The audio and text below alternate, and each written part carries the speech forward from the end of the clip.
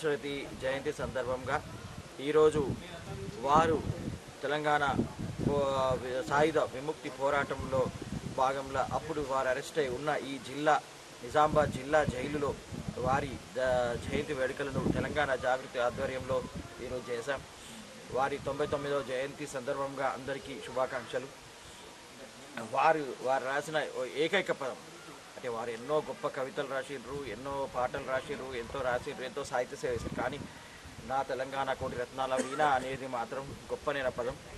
అది ఎప్పటికి కూడా తెలంగాణకు రాష్ట్రానికి ఒక మణిహారంగా ఉండిపోతుంది. అది తెలంగాణ పైన ఎన్ని పద్యాలు రాని, ఎన్ని కవితలు రాని, ఎంతన్నా రాని, దాని మించిన పదం మాత్రం దొరకదు. అంత గొప్ప పదం పుట్టింది ఈ జైలు గోడల పైన పుట్టింది. సో ఈ జిల్లా జైలుని ఎమ్మెల్సీ కల్వకుంట్ల కవిత గారు తన ఎమ్మెల్సీ ఫండ్లతో అభివృద్ధి చెందిస్తుండ్రు. దాదాపు 40 లక్షలు వెచ్చించి తను ఈ అభివృద్ధి కార్యక్రమాలు చేశారు. ఈరోజు ఒక పెద్ద కార్యక్రమం కూడా ఉండే, ఈ వర్షాల కారణంగా రద్దయింది. తర్వాత ఇంకా పెద్ద ఎత్తున ఇక్కడ చేస్తానని వారు చెప్పారు. సో వారికి ఈ సందర్భంగా మేము ధన్యవాదాలు తెలుపుకుంటాం. నా కోటి రతనాల వీణ ఈ నినాదంతో దాశరథి కృష్ణమాచార్యులు గారు ఇదే జైల్లో ఉండి ఏ రోజైతే కలలుగా అన్నాడో ఈరోజు మనం ఆ తెలంగాణ సాధించుకున్నాం. దాన్ని ఈ శ్రీరాముని దయ వల్ల మనం చక్కగా నిర్వహించుకొని అభివృద్ధికి రావాలని కోరుతున్నాం.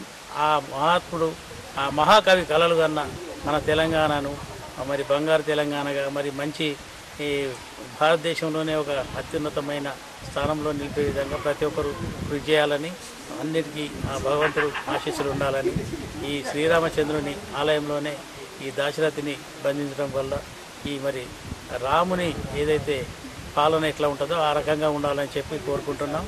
ఈ దాశరథి కృష్ణమాచార్యులు గారి 98 జయంతి సందర్భంగా ఇప్పుడు ఇవాళ 99వది.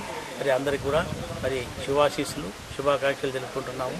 జై తెలంగాణ, జై జై తెలంగాణ. కిల్లా రఘునాథ్ ఆలయంలో దాశరథి కృష్ణమాచారి మహాకవి యొక్క 99వ జన్మదినం సందర్భంగా ఈ కార్యక్రమం చేపట్టడం జరిగింది.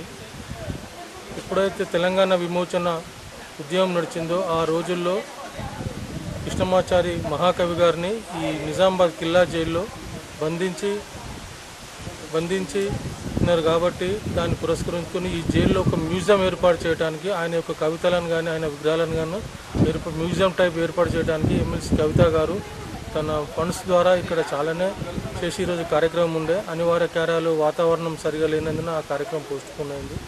దయచేసి ఇక్కడ మేము కోరుకునేది ఏంటంటే ఆలయ కమిటీ ద్వారా కానీ, ఆలయ ట్రస్ట్ మెంబర్స్ కానీ ఇక్కడ ప్రతి శనివారం ఒక ఫుడ్ కమిటీ, ఆహార కమిటీ అని వేసుకొని ప్రతి శనివారం కూడా అన్నదానం 20 years నుంచి కూడా ఒక అన్నదాన కమిటీ వేసుకొని అన్నదానం కంటిన్యూ చేస్తున్నాము. మినిమం 75 kgs రైస్తోని ఒక 400 మందికి మేము రెగ్యులర్ చేస్తున్నాము. మేము కోరుకునేది ఒకటే ఏంటంటే ఇక్కడ అధికారులకు కానీ, ఇక్కడ ఉన్న పాలకులు, నాయకులు కానీ, కమిటీ తరఫున, రామాలయం తరఫున ఇక్కడ ఉన్న ఈ వ్యవస్థ ప్రకృతి పరంగా చాలా చరిత్రాత్మకమైన స్థలం కాబట్టి దీనికి డెవలప్మెంట్కు సహకరించేసి ఇప్పుడు ఏ విధంగా అయితే వరంగల్లో 1000 స్తంభాల గుడికి ఫండ్స్ ఇచ్చారో ఇక్కడ కూడా సాంస్కృతిక శాఖ కానీ, టూరిజం శాఖ కానీ, ఎండోమెంట్ వారు, రెవెన్యూ కానీ వీళ్ళ సమన్వయంతో దీన్ని చాలా అభివృద్ధి చేసి మరి ఇలాంటి మహాకవులు బంధించిన స్థలము మరియు శ్రీరామచంద్ర మహారాజు గారు ఇక్కడ భద్రాచలంలో ఏ విధంగా అయితే ఆయన విగ్రహాలు ఉన్నాయో ఆ విధంగా విగ్రహాలతో అక్కడ భద్రాచలంకి వెళ్ళినంత సామరస్యంగా ఇక్కడ మనం చూడగలుగుతున్నాం. కాబట్టి